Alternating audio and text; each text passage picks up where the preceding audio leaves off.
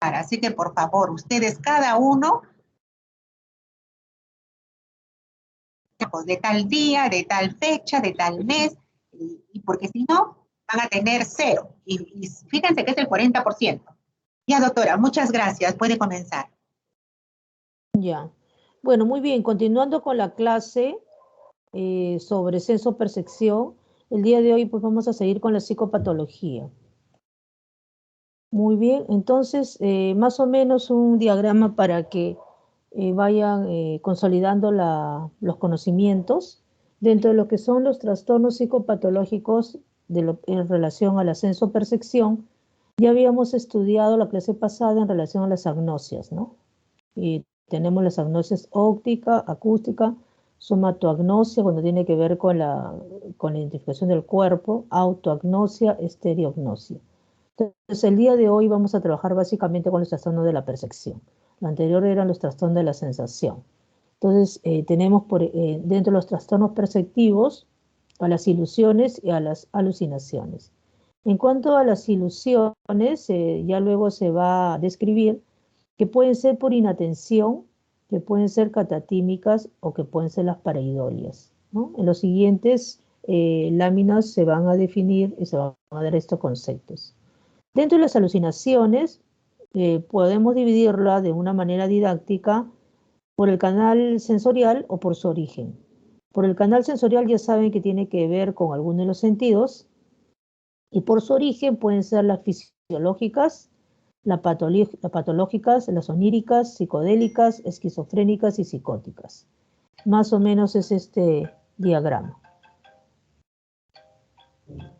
¿Cuáles son las diferencias entre los distintos trastornos perceptivos? A ver, algunos conceptos. Ilusión. La ilusión se refiere a los errores del reconocimiento de un estímulo real. Entonces, existe el estímulo, pero lo ve distorsionado. Esa es una ilusión.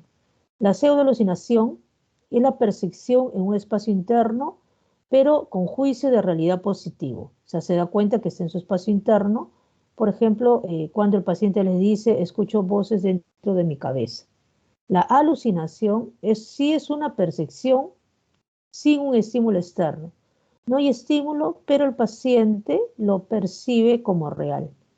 Entonces, estas son las verdaderas alucinaciones cuando te dicen, por ejemplo, que escucha voces y las escucha por el oído, ¿no? Y no, en ese momento no existe ningún tipo de voz o ninguna persona que le estuviera hablando, sin embargo, el paciente lo percibe. Y la alucinosis es una alucinación que hay una crítica por el sujeto. O sea, el sujeto se está dando cuenta que algo le está pasando. Entonces, las alucinosis, el ejemplo clásico es las alucinosis alcohólicas. Bueno, ya se va a definir con mayor precisión.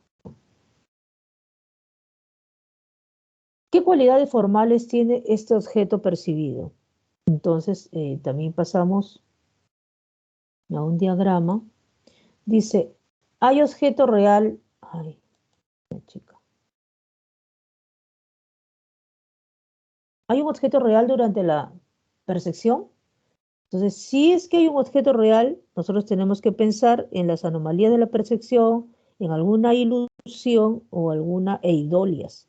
Las eidolias, bueno, ya se le va a explicar por ejemplos, ¿no? Son las nubes cuando uno le da una cierta forma, ¿no? Entonces, hay un objeto real. Si hay un objeto real, cae dentro de esta categoría. Si no hay un objeto real, tenemos que pensar, hay juicio de realidad. Si hay un juicio de realidad, si la persona se da cuenta, entonces tenemos que pensar en una alucinosis.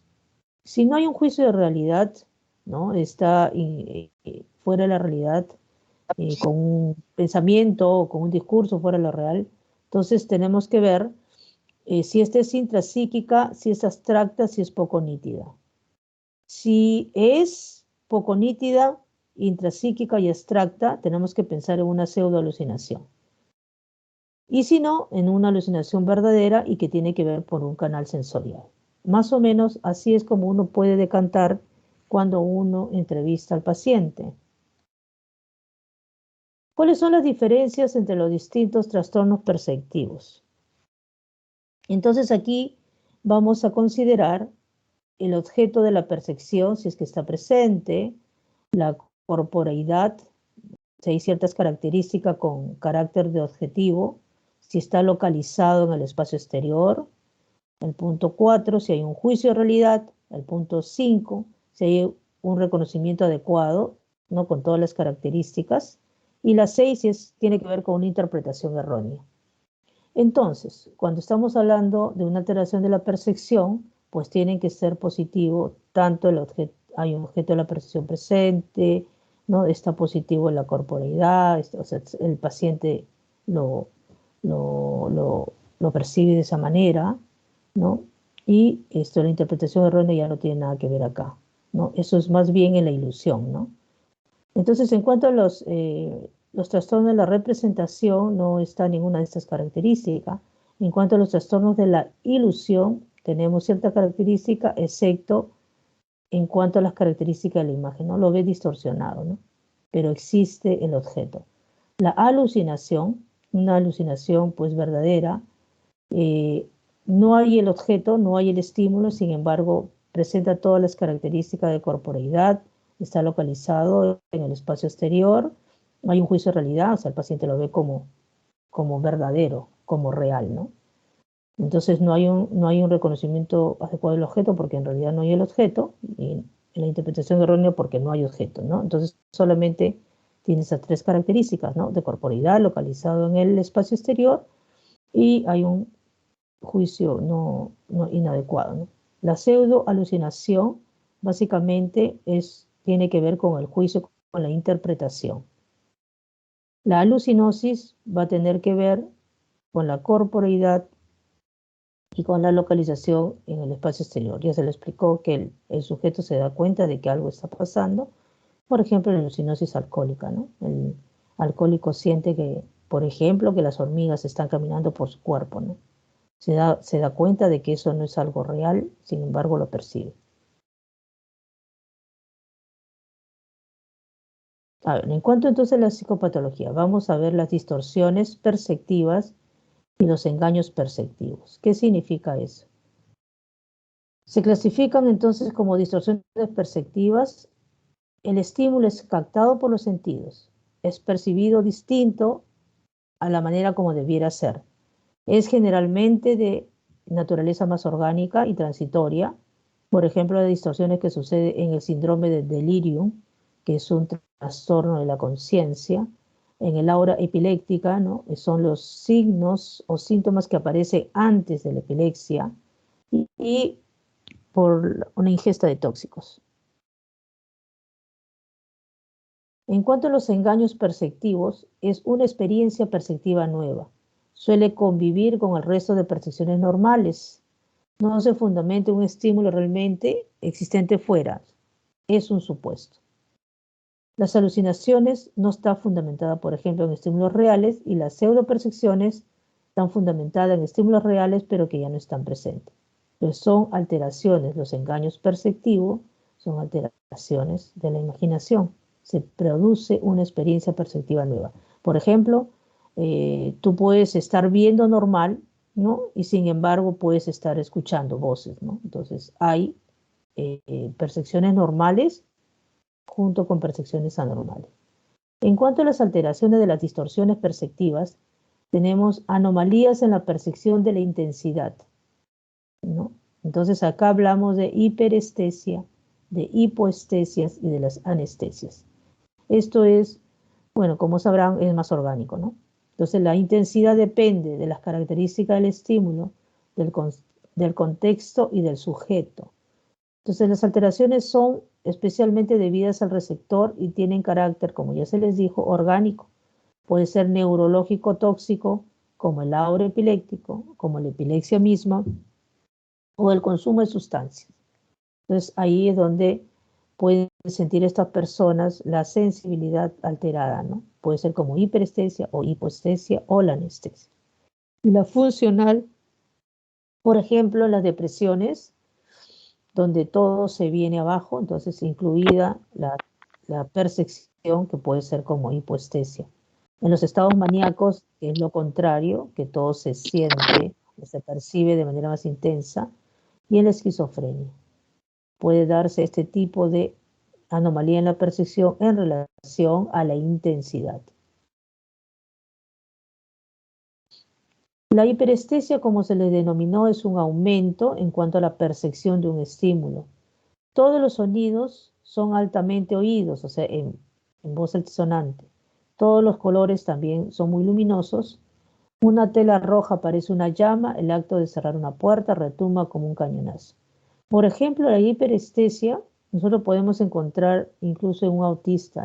Ellos, los ruidos que por lo general nosotros toleramos, para ellos es totalmente intolerante. Se tapan los oídos o se ponen a llorar, ¿no? Entonces, tienen este aumento en la intensidad de la percepción. También puede darse, como ya se les dijo, en la epilepsia, en el aura, en el consumo de alucinógenos, marihuana, o en estado de mucho estrés o de agotamiento. Los maníacos también presentan la hiperestesia, pero que está relacionado en realidad con su estado emocional. La hipoestesia es la disminución de la intensidad de la percepción de un estímulo y se da pues en depresión, en delirio o en un agotamiento también grave. Y las anestesias es abolición de la sensibilidad al dolor, que se puede presentar en estados afectivos muy intensos, por ejemplo, ¿no? En una guerra, por ejemplo, en un accidente, ¿no? En ese momento no siente de repente, ¿no? La herida o el trauma que hay en alguna de las extremidades, entonces hay una especie de anestesia y en realidad está relacionada con el shock de ese momento, ¿no?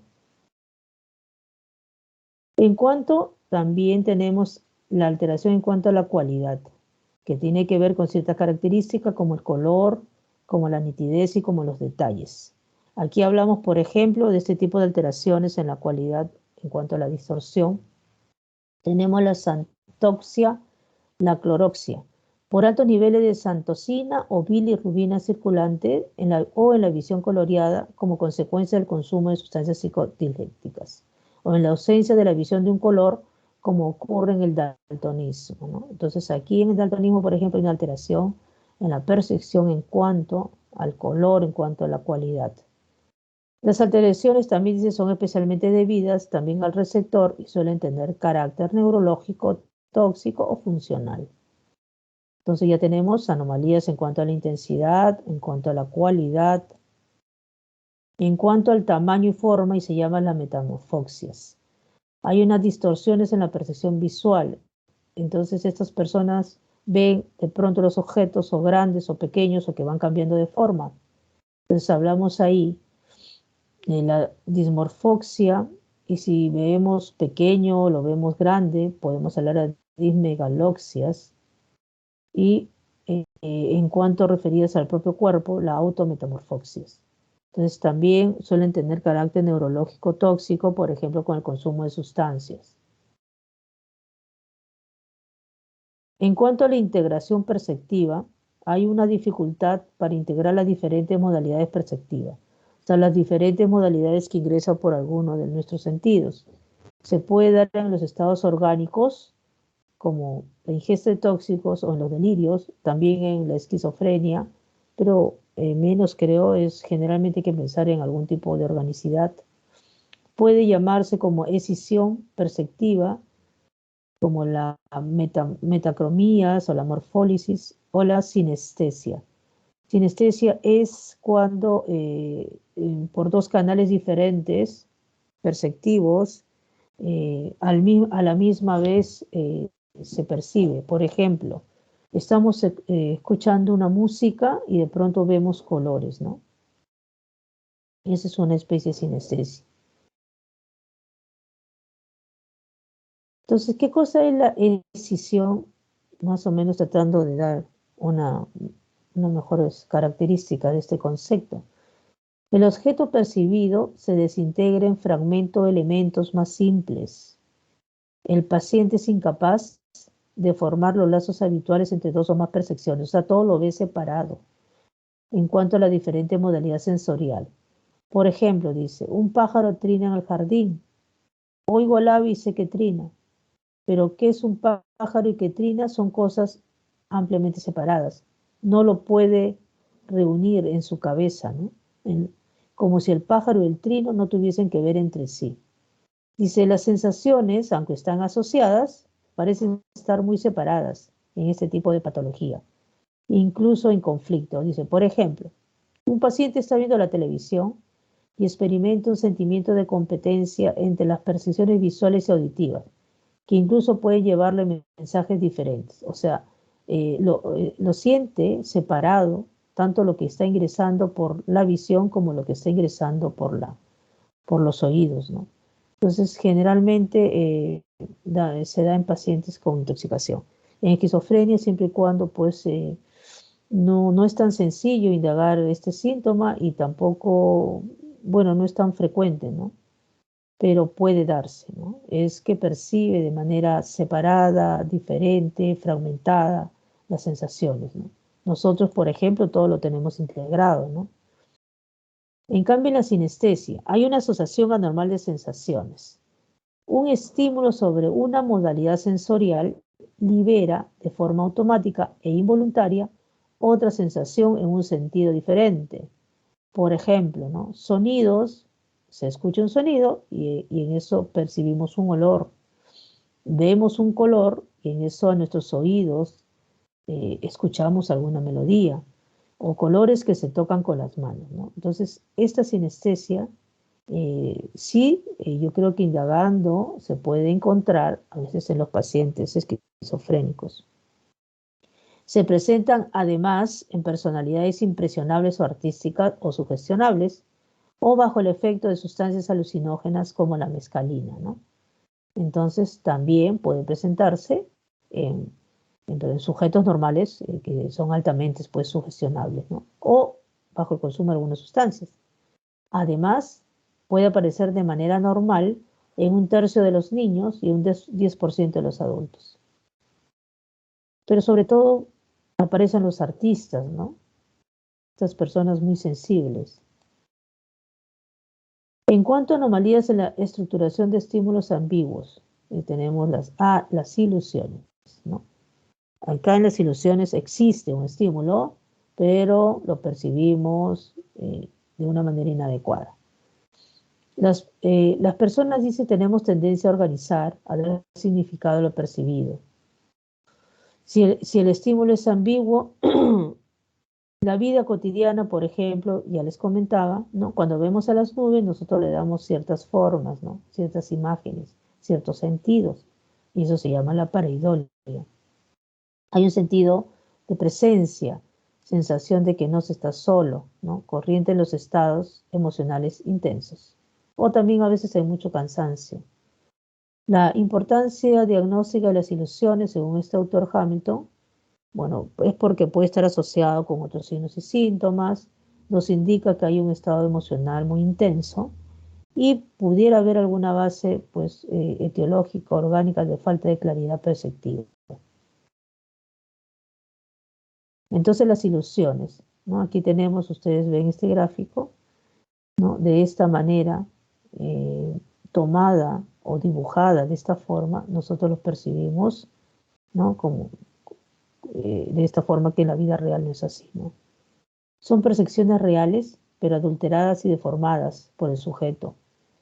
En la ilusión, el objeto existe, únicamente que para que sobre él se construya uno nuevo, merced a la elaboración que nuestra mente realiza sobre la realidad dada. Esta deformación se da en relación a la atención, a la afectividad y a la conciencia. O sea, tienen que intervenir, ¿no? Todas estas funciones mentales. Entonces, en las ilusiones lo más importante que recuerden es que existe el objeto, existe el estímulo, ¿no? Pero lo percibimos de manera deformada. Bueno, según Jasper, él pues dio la siguiente clasificación. Existen las ilusiones de acabado o de la inatención.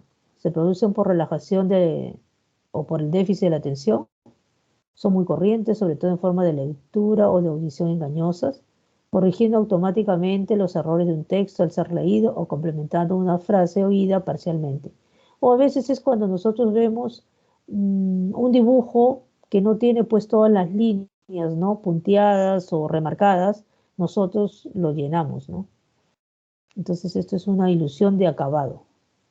Ilusiones catatímicas. Dice, la captación sensorial es perfecta, pero la carga afectiva predispone a una falsa percepción y le agregamos ciertas particularidades, ciertas características que están relacionadas con este estado afectivo. Por ejemplo, en situaciones de una tensión emocional, un sujeto temeroso, cuando camina por la noche, pues en realidad percibe figuras amenazadoras en la silueta de los árboles, ¿no? Entonces ahí es, como estamos asustados, entonces hay un estado tenso emocional y nosotros podemos percibir, ¿no?, este tipo de figuras cuando en realidad no existen. Eso se llama ilusiones catatímicas, cuando está relacionado con el estado afectivo. Las ilusiones oníricas. La captación sensorial del objeto es perfecta. Sin embargo, nuestro compromiso de conciencia hace que se dé una falsa percepción. Por ejemplo, un conductor cansado que maneja de noche, ¿no? Entonces, a ratos, mientras fija su mirada en la carretera, la ve como un amplio océano sin límites a los costados. Bueno, nos ha pasado también a nosotros de repente, ¿no? Cuando estamos en una carretera, en un momento soleado, menos carretera, pues que prácticamente sin mayores estímulos, nosotros también podemos ver esto. Entonces esas son ilusiones oníricas. ¿Qué son las pareidolias? Entonces el objeto real del imaginado sin llegar a darse un reconocimiento erróneo del objeto. Imágenes que surgen cuando un individuo, utilizando los elementos de la percepción de un objeto real, lo combina de forma consciente con una serie de elementos fantasiosos, sin llegar a perder en ningún momento el juicio de realidad ni la interpretación correcta del objeto percibido. Son ejemplos ver caras en una nube, en el perfil de una montaña, en las llamas que surgen de una chimenea, o escuchar palabras a partir de ruidos. Fundamenta las pareidolias, este concepto, el test de Rorschach, ¿no?, que es un test que utilizan algunos psicólogos para, es un test, quien sabe manejarlo muy bien, determinan tantos alteraciones psicóticos, alteraciones de la personalidad, de acuerdo a la interpretación. De estas son láminas con una serie de manchas que el sujeto tiene que interpretar. De acuerdo a las respuestas, hay una interpretación luego. Entonces, la pareidolia, tú te das cuenta que estás percibiendo en realidad una nube, pero tu fantasía, tu imaginación hace que lo vea de otra manera. En todo momento sabes que son nubes, ¿no?, y sabes que estás usando tu imaginación para darle otro significado. Entonces son las pareidolias. ¿Qué son las imágenes eidéticas? Son propiedades de algunos sujetos, que puede ser voluntario o impuesta, de seguir viendo o oyendo los objetos desaparecidos de su campo sensorial. Ejemplo, dice, representar nítidamente una página de un texto previamente examinado. Se diferencia de la imagen mnésica por la incorporeidad, por la falta de fijeza y precisión de esta última, ¿no? O sea, la imagen mnésica, la que ella recordado con tu memoria, a veces falta la precisión. ¿Qué dijo Honorio Delgado, ¿no?, psiquiatra peruano? Son fenómenos que se producen a voluntad, fijando la atención en lo que se acaba de ver. Si un eidético mira, por ejemplo, un cuadro complicado durante un momento y después dirige la vista a una superficie uniforme, continuará percibiendo el cuadro e incluso podrá distinguir detalles que no lograra advertir al contemplar el original, ¿no? Aquí, por ejemplo, esta persona, haciendo uso de su imagen eidética, primero vio este aspecto del gráfico y él pudo completarlo acá nítidamente, ¿no?, una continuación, una réplica de lo que había visto. Es una imagen eidética. Pues no todos los sujetos lo tienen, pero algunos sí, ¿no? Entonces pueden continuar, pueden viendo, oyendo aquello que ya habían percibido o ya está desaparecido de su campo sensorial, ¿no? Y ahora tenemos los engaños perceptivos, ¿no? Todo lo anterior fue las distorsiones perceptivas. Estos son los engaños perceptivos y aquí pues damos una amplia explicación sobre las alucinaciones, ¿no?, que es lo que nosotros siempre preguntamos durante la entrevista a nuestros pacientes psiquiátricos. Entonces es el trastorno más característico de la psicopatología de la percepción.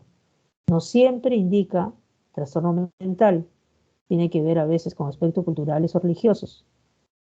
Entonces hay una primera definición en el año 1832 dado por Skirol. Él lo definió como percepción sin objeto. Bueno, hasta hoy en día utilizamos esto, ¿no? Percepción sin objeto. En 1890, Val dijo que es una falsa percepción, pero yo creo que lo define mejor la percepción sin objeto.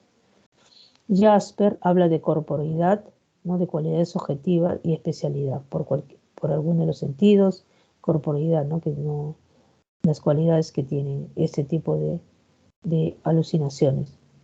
Schefter, las alucinaciones son una experiencia próxima a la percepción sensorial. Bueno, eso no lo define muy bien.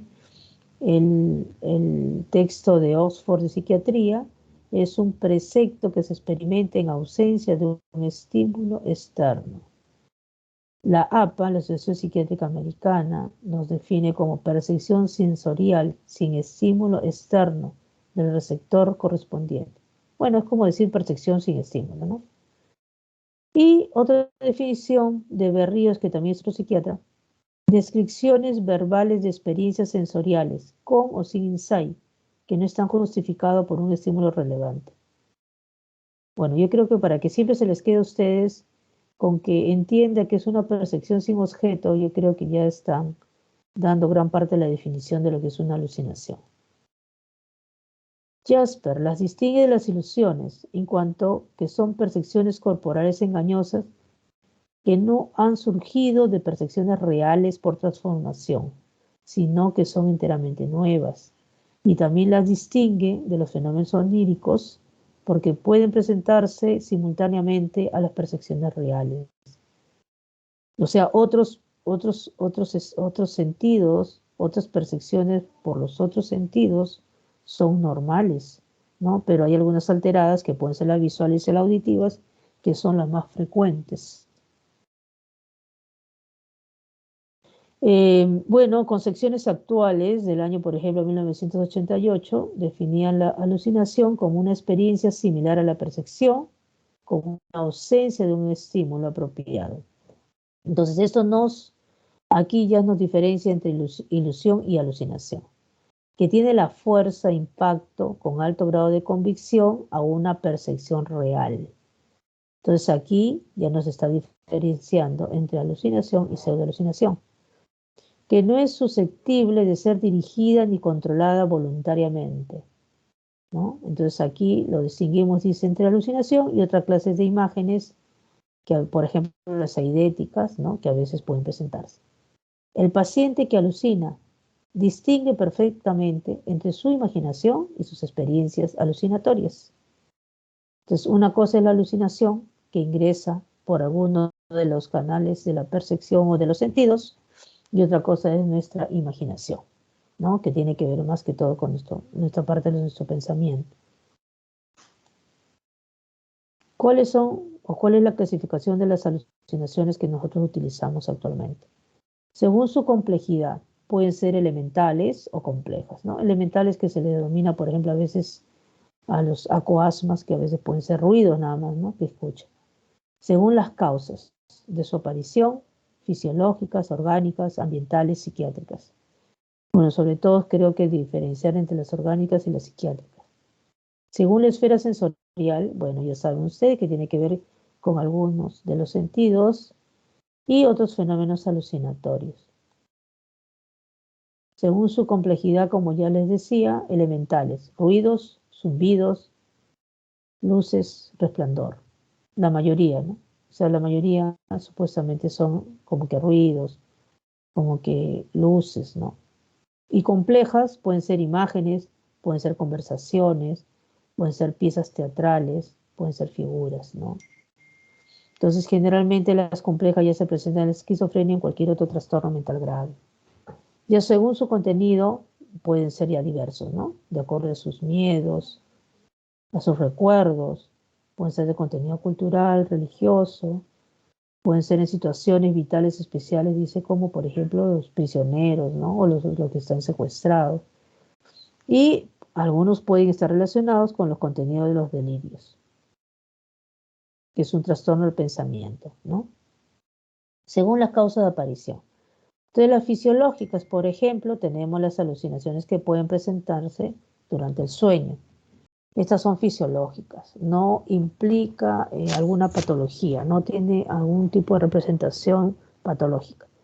Entonces, las hipnagógicas, que pueden presentarse antes de dormir entre el estado de vigilia y sueño, ¿no? Cuando estamos cerca de dormir pudieran presentarse algún de este tipo de alucinaciones, ¿no?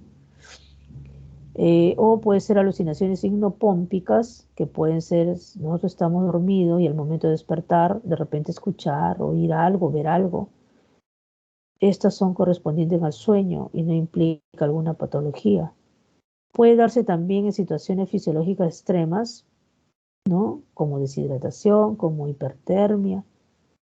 Puede ser un espejismo en el desierto, ¿no? Creo que nos ha pasado a todo el mundo, ¿no?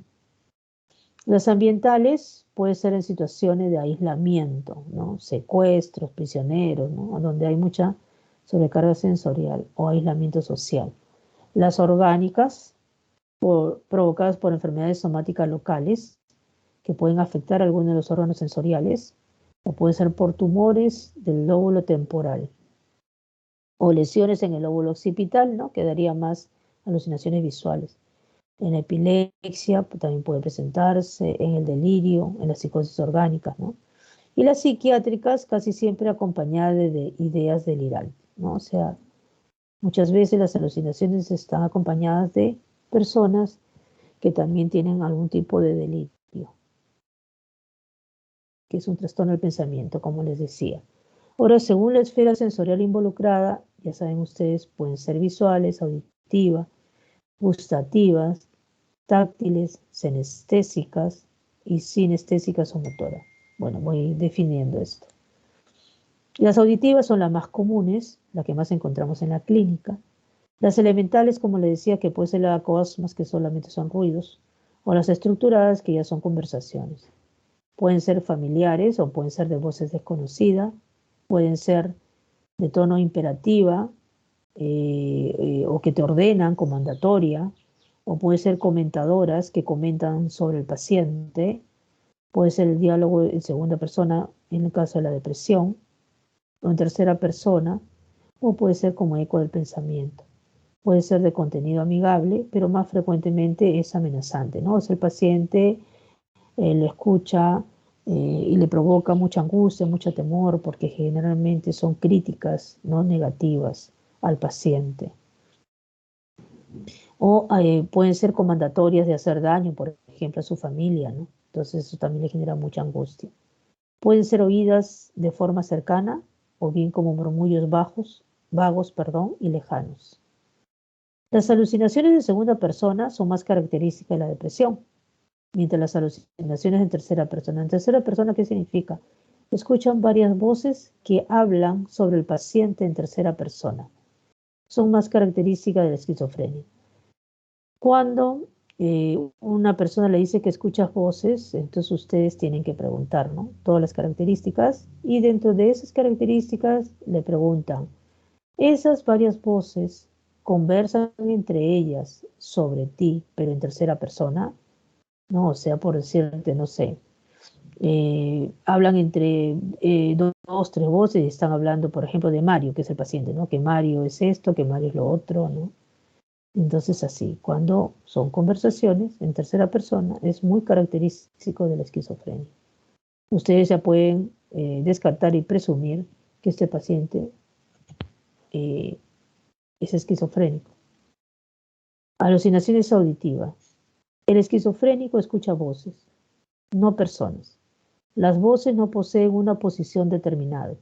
Son ubicuas, las escucha desde un lado, desde arriba, desde atrás. Solo parece eliminado al sector frontal.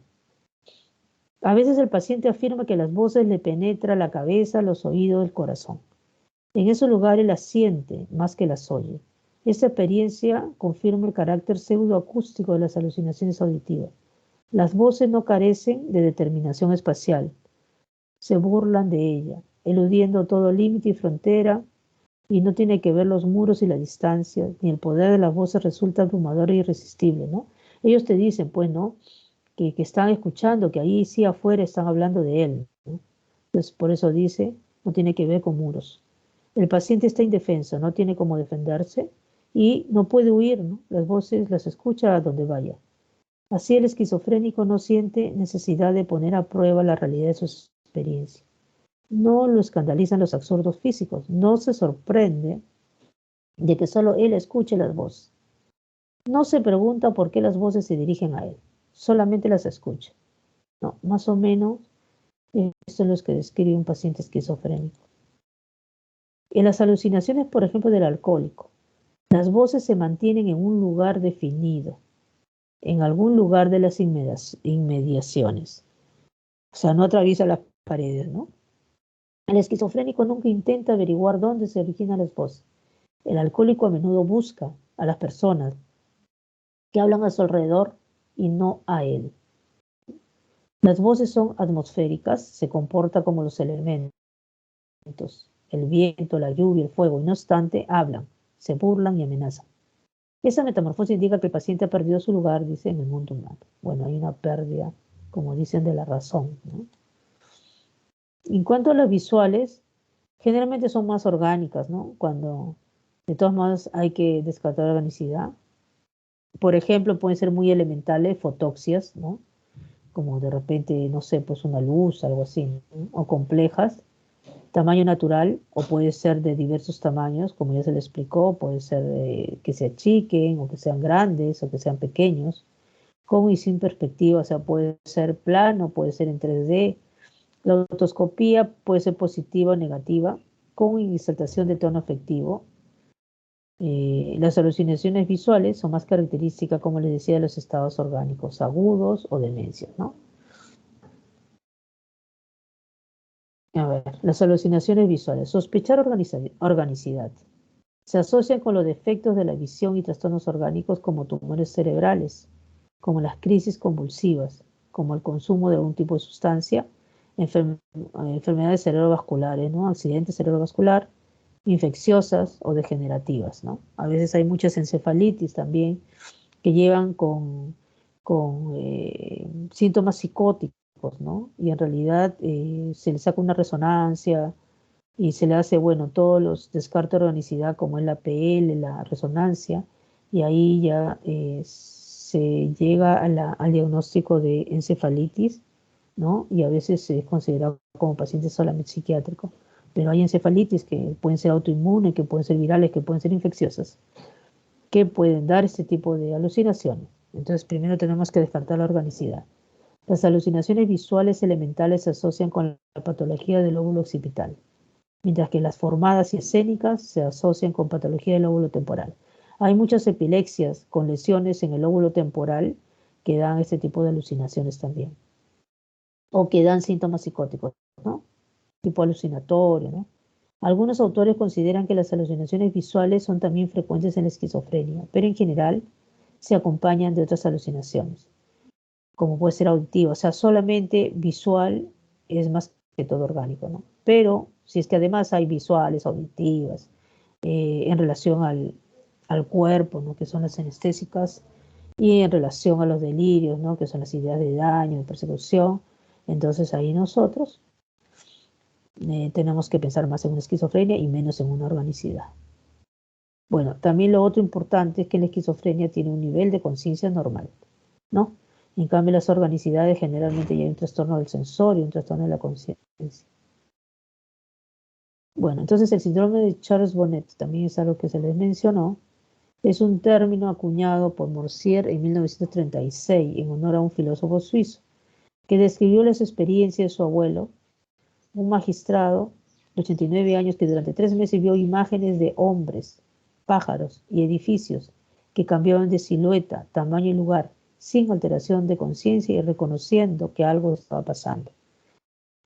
Entonces, este síndrome de Charles Bonnet, ¿en qué momento nosotros lo determinamos? Es cuando hay presencia de alucinaciones visuales vívidas, bien formadas y elaboradas en personas mayores, con déficit visual parcial, con un nivel de conciencia normal y que conserva el ensayo, o sea, se da cuenta de que es irreal lo que ve. La etiología es variada, hay un daño en el sistema visual, por lo general, por ejemplo, degeneración macular relacionada con la edad o glaucoma, pero también puede ser resultado de una patología cerebral que interrumpa las conexiones entre el ojo y el córtex occipital. O sea, hay un daño en el sistema visual, ¿no? Ya puede ser en el mismo ojo o puede ser en las conexiones entre el ojo y el córtex. Es el síndrome de Charles-Bonnet. Las alucinaciones liliputienses, ¿no? Es cuando ve todo chiquito. Visión de gente pequeña, hombres o mujeres de altura diminuta. Pueden acompañarse también de pequeños animales y objetos también pequeños. Las alucinaciones suelen ser múltiples, las personas se mueven, visten ropas coloreadas. Se acompaña de un estado de ánimo placentero. Generalmente, pues, están intoxicados, ¿no? Más que todo en el consumo de sustancias. Puede ser también, ya menos, en menor grado, en tumores cerebrales, en demencias, esquizofrenia, es un poquito más alejado, ¿no? Y estados disociativos. Las alucinaciones táctiles o ácticas. Los pacientes se sienten tocados, manoseados. Pueden ser activas o pasivas, que son más frecuentes. Tienen que ver con la temperatura, ¿no? Sentir mucho calor o sentir muy húmedo. Con la parestesia sentir adormecido. O también sentir pues que algo le está caminando, ¿no? O como si fueran hormiguitas. Olfativas, que son poco frecuentes, a veces son delirios, y aquí también hay que descartar organicidad también primero, las olfativas, aunque también se pueden dar en esquizofrenia o depresión mucho más alejado. La gustativa, similar a las olfativas, donde también hay que descartar organicidad. Las táctiles, ácticas o de contacto, ¿no? Son sinónimos. Son las sensaciones cutáneas. Pasivas, como ya le mencioné, sienten que les agarran, que son quemados. Esto se ve más en los esquizofrénicos, ¿no? Ellos, los pacientes, te dicen, ¿no? Que sienten que los queman, que los tocan, que les hacen cosquilla, que los atraviesan, que les oprimen, que los estrangulan, con y sin sensación dolorosa. Se incluyen aquí las alucinaciones térmicas, sensación de ser calentado, enfriado o de humedad, ¿no? Más frecuentes en la esquizofrenia. La formicación, que es la sensación que sobre la piel o bajo de la piel son perforados por pequeños animalitos. Esto es más orgánico y sobre todo abstinencia alcohólica, ¿no? Hay que averiguar, por ejemplo, alguien que te dice que está sintiendo, ¿no? Como que algo está caminando, hay que averiguar si esta persona es consumidora de licor o consumidora de alguna sustancia. Las activas son muy poco frecuentes, se dan en el delirium tremens, donde el paciente tiene la sensación de que toca ahí los bichos. Bueno, esto sí se ve pues más en el alcohólico, ¿no? En la clásica que siente, ¿no? Que están caminando las hormiguitas. Somáticos o viscerales procedentes del interior del propio cuerpo. Sensaciones de estar hueco, petrificado, o que tiene, bueno, en la práctica clínica he visto pacientes que decían que tenían gusanos, otro paciente que decía que tenía pingüinos, o sea, cosas tan enrevesadas, ¿no? Eran esquizofrénicos. Otro paciente masculino, varón, que decía que que estaba embarazado, que tenía hijos, ¿no? Que estaba embarazado, 2, 3 hijos, ¿no? Estas son alucinaciones, pues, somáticas. Se asocian a delirios bizarros en la esquizofrenia. La sinestésica tiene que ver con el movimiento. Percepción de movimiento de cierta parte del cuerpo que no se están moviendo. Puede ser en la esquizofrenia o también en el Parkinson. Y tenemos las mixtas también, ¿no? Que es una combinación de todo eso. Entonces, las alucinaciones sinestésicas, siendo un poquito más amplio, sensación de estar petrificado, desecado, reducido de tamaño, vaciado, horadado, de creer que es por dentro de cristal o de metal, de sentir que el cuerpo es inundado por rayos, calambres, o que el cuerpo es sometido a torsiones. O sea, mire, una serie de particularidades extrañas realmente, ¿no? Es frecuente la afectación de los órganos genitales, ¿no? También siente, ¿no? Que de repente que le están poniendo electricidad, ¿no? Algunos pacientes te dicen que tienen vivencias alucinatorias de coito o de extracción de esperma, pero más que sí he escuchado a varios pacientes es que le están poniendo electricidad en los órganos genitales. Esa es una alucinación senestésica. Pueden ser vivencias de deformación corporal. El cuerpo es desfigurado, crece, se engrosa, se vuelve pesado, ligero. o determinadas partes cambian de tamaño o de forma, ¿no? Todas esas sensaciones en el cuerpo o dentro de los órganos del cuerpo son alucinaciones senestésicas. Y las motoras, como ya se les dijo en la demencia o en el Parkinson, experimenta la sensación de ser desplazado activa o pasivamente, o bien nota una fuerza inhibitoria que no le deja moverse, o la sensación de ser levantado. O sea, que lo está moviendo, ¿no? Frecuente en esquizofrenias, no paranoides en Parkinson, y también en la abstinencia por benzodiazepinas. Las gustativas y olfativas suelen ser unidas. En tumores del área olfativa, lesiones del área órbito-frontal, en aura de crisis epiléptica, depresiones endógenas graves, olores y sabores desagradables en algunos pacientes esquizofrénicos afectados por delirios crónicos. Hay algunos que te dicen que huele, que su cuerpo está despidiendo mal olor, ¿no? Tiene alucinaciones olfativas. Síndrome de referencia olfatoria. Dice existencia de alucinaciones olfativas primarias que desembocan en un estado delirante crónico. O sea, a partir de esta percepción, de esta alucinación, el sujeto se hace toda una interpretación. Entonces ya pasamos aparte de la alucinación, a un estado delirante crónico secundario. Es una entidad rara. Las alucinaciones olfativas suelen ser únicas, de mal olor corporal, producen una reacción hipocondríaca y depresiva que lleva al aislamiento del paciente, ya que el paciente interpreta todos los actos de los demás como alucinaciones al mal olor. O sea, este paciente ya no quiere salir, ¿no? Porque dice que despide mal olor, por más que se bañe y todo eso, tú no le puedes convencer de lo contrario. Entonces ya se queda en su cuarto encerrado porque le dan como que vergüenza, porque dice que las personas pues se alejan de él porque él está oliendo mal, ¿no? Pues puede explicarse, hay que buscar algún tipo de patología, puede explicarse por una lesión del lóbulo temporal.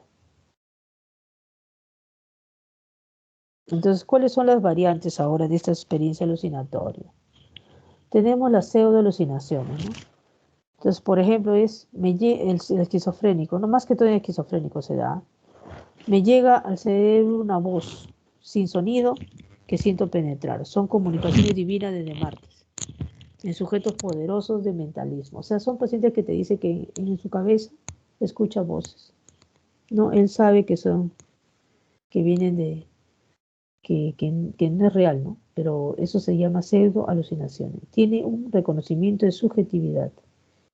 Tiene idéntica viveza que las alucinaciones. No dependen de la voluntad de las personas. Puede darse en personas sanas en momentos de crisis. La persona se suele referir a ella como visiones, no la considera reales. Puede que la persona haya experimentado alucinaciones en el pasado, ahora ha aprendido a cuestionarla, ¿no? O sea, cuando las escucha en el cerebro. Presentación de percepciones vividas en el espacio subjetivo interno. Carece de corporeidad. Espacio interno, independiente de la voluntad y tiene una frescura sensorial, ¿no? Se percibe muy vívido. Se diferencia de las representaciones y tienen juicio de realidad positiva, es decir, se tienen como reales.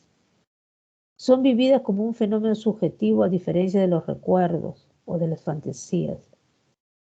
Son más claras y más reales. Sus imágenes más detalladas y estables aparecen espontáneamente.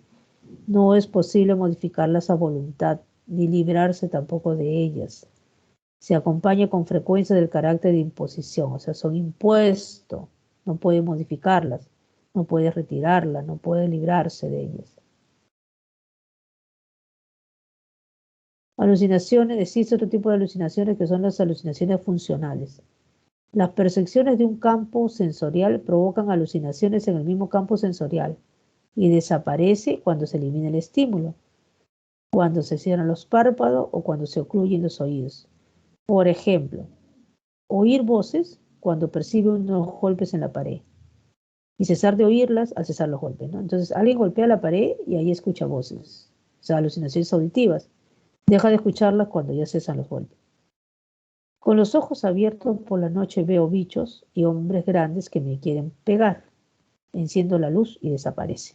Entonces son alucinaciones funcionales, ¿no? O sea, la percepción normal de un campo sensorial provoca alucinación en otro campo sensorial, en otro sentido. Existen también las alucinaciones reflejas. Alucinaciones provocadas en un campo sensorial por la presencia de percepciones en un campo sensorial distinto. La llave que oye dar vueltas en la cerradura la siente el enfermo como una forma dolorosa en el propio corazón. Alucinaciones reflejas.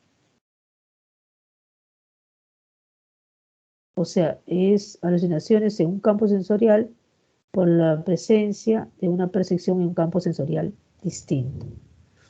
Luego tenemos las alucinaciones negativas.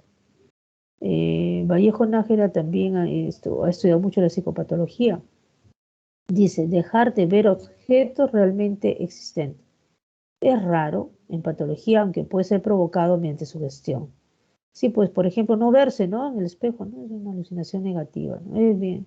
Bueno, yo hasta ahora no he visto a un paciente que refiera a eso. Alucinaciones extracampinas.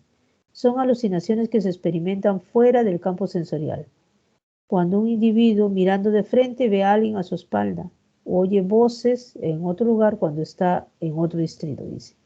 Son las cogniciones corpóreas de ellas. Son las personas que dicen, siento que hay alguien atrás mío, ¿no?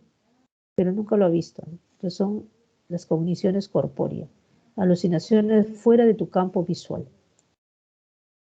Alucinación del doble y otros fenómenos autoscópicos. Existe el fenómeno del doble o autoscopía, e-autoscopía o doppelganger. O sea, son muchos sinónimos, ¿no? Mejor autoscopía nada más. Se define como la experiencia visual en la que el sujeto ve su imagen en el espacio externo, como si se reflejara en un espejo desde su propio cuerpo. O sea, la persona se ve a sí misma, ¿no? Puede aparecer en sujetos normales también, cuando están muy estresados, en un estado de agotamiento físico, o en experiencias cercanas a la muerte.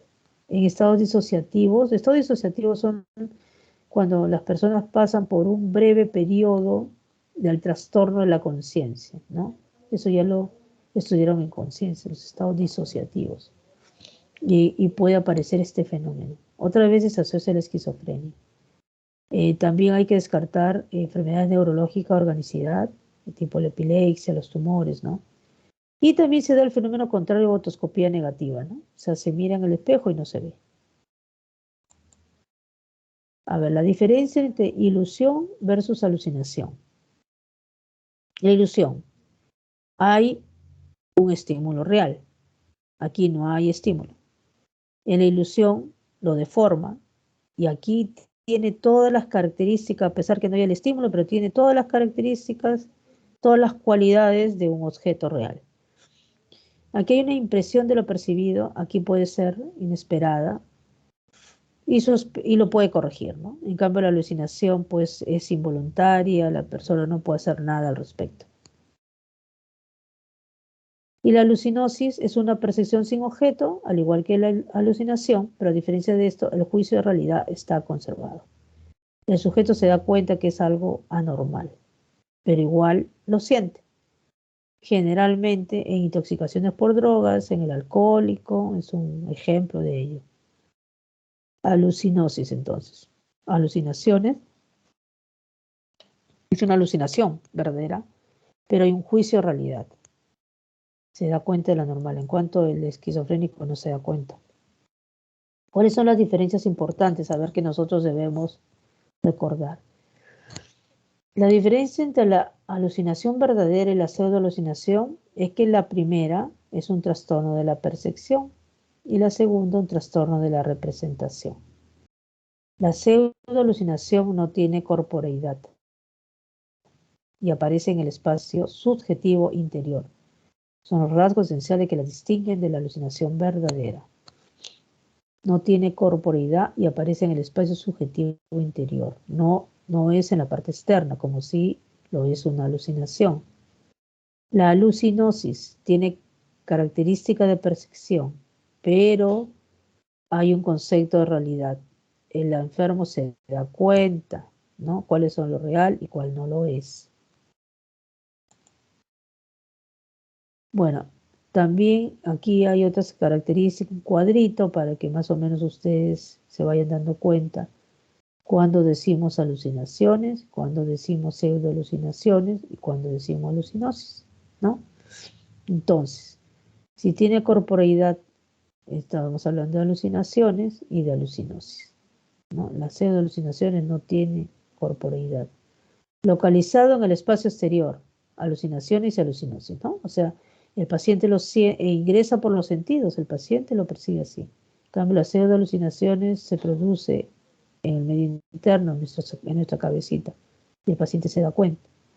Insight es la conciencia de la realidad, ¿no? El alucinado no, el que tiene alucinaciones tampoco, en cambio el que presenta alucinosis sí tiene una conciencia de que eso es anormal.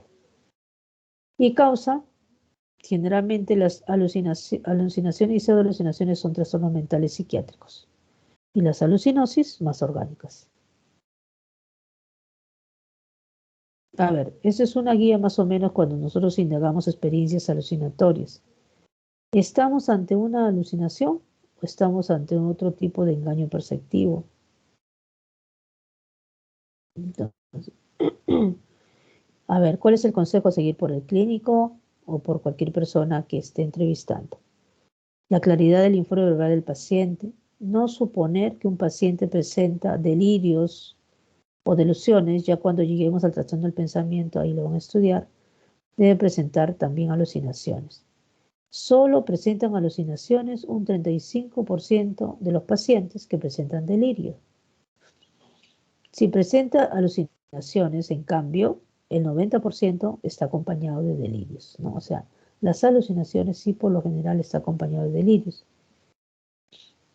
Entonces, pero en cambio un paciente delirante, que es un trastorno de pensamiento, no necesariamente se asocia a alucinaciones. En el 20% se dan mezcla de alucinaciones de distintas modalidades sensoriales, ¿no? Por lo general hay alucinaciones visuales y auditivas. La más frecuente o más identificable, auditivas y visuales. Tener en cuenta la historia de la enfermedad del paciente. Cuanto menos formadas son las alucinaciones, con menos características, más probable es el origen neurofisiológico. No correspondencia entre los trastornos y la modalidad sensorial de las alucinaciones.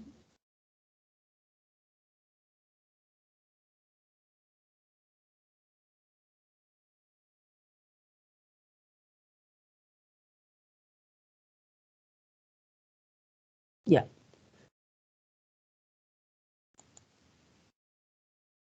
Las repercusiones en cuanto a la conducta emocional de las alucinaciones que también ayudarán al correcto diagnóstico. Como que si le da miedo, tiene terror, tiene rechazo o tiene placer o es indiferente, por ejemplo, en el caso de los crónicos. Por lo general, las alucinaciones generan mucho temor, mucho desagrado, mucho rechazo. Hay retirada, hay evitación, hay retraída. O sea, hay que preguntar todo esto. Explicación parcial de los síntomas negativos, subida, escape a veces como consecuencia. Bueno, todas estas cosas hay que preguntar si es que una persona o si es que detectan ustedes alucinaciones. Si es que hay, por ejemplo, alucinaciones con repercusión conductual, es motivo pues del internamiento y nosotros en cuanto a la evolución vamos viendo, ¿no? Si las alucinaciones ya no están modificando la conducta del paciente, quiere decir que está evolucionando bien y bueno, estamos considerando pues el alta, ¿no? Entonces lo importante es que estas alucinaciones no estén modificando la conducta. Entonces, en cuanto pues a la esquizofrenia, dice explicar brevemente los 3 síndromes, la esquizofrenia positiva, bueno, en la esquizofrenia hay varios tipos de esquizofrenia según la presentación de sus síntomas, ¿no? Entonces, generalmente las alucinaciones se dan más en el paranoide. Y más modalidad auditiva, incluso que pueden ser demandantes, imperativas, acusadores. Pero casi patognomónico es cuando son voces de varias personas que hablan entre ellas sobre el paciente. En los crónicos se puede dar en cualquier modalidad. En el episodio depresivo también hay alucinaciones que pueden presentarse aproximadamente un 25%, pero más son las ilusiones, dicen, ¿no? Y generalmente en una depresión, las alucinaciones son congruentes con su estado depresivo, es decir, por ejemplo, si está muy deprimido, entonces sus alucinaciones es de que está pobre, de que ya está en la ruina, de que no sirve para nada, que es un inútil, ¿no? Y ahí está que se mate, ¿no? Entonces es congruente con su estado de ánimo, ¿no? Y hay las no congruentes, pero generalmente son congruentes con el estado de ánimo. En el episodio maníaco no suelen ser tan frecuentes las alucinaciones y también sí las ilusiones. Son de naturaleza imperativa, ¿no? Misiones redentoras. Generalmente podemos encontrar ahí. Bueno, el episodio maníaco más es un estado afectivo que ya luego se le va a explicar. Y luego tenemos síndrome orgánico, el estado de ánimo, ¿no? Ya cuando hay algún tipo de organicidad, en las deficiencias sensoriales, ¿no? Los sordomudos también pueden presentar experiencias alucinatorias, en las variaciones fisiológicas con la temperatura, o ya sea en hipertermia, hipotermia, desnutrición, deshidratación, enfermedades del sistema nervioso. Son en todos los lugares que podemos presentar o podemos encontrar experiencias alucinatorias, ¿no? Y aquí hay que descartar las organicidades. Bueno, muy bien. Entonces, esto es todo cuanto corresponde a las alteraciones del ascenso-percepción. Ok, ya hemos terminado. Gracias.